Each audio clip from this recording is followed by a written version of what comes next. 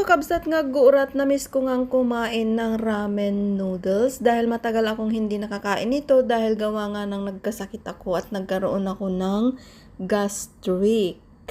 At kapag meron kang sakit na ganon, maraming bawal na kainin pero super sarap naman kasing kumain ng noodles. Ang ginawa ko nga pala dyan ay pinakuluan ko muna yung noodles at saka yung vegetables at saka yung itlog of course. Tapos pinaghalo-halo ko tapos nilagyan ko na siya ng seasonings. Sobrang sarap kasi noodles lover ako mga kakabsat. Dati hindi talaga ako palakain ng noodles pero simula nung nag-abroad ako dahil yan ang laging kinakain namin, naging noodles lover na ako. Isang seasoning lang ang ginamit ko dyan, yun ay ang seasoning na ng ramen noodles. At after ko nga yung pakuluan ay nailagyan ko na rin ng mainit na tubig at hinalo-halo at kainan na. Yum yum.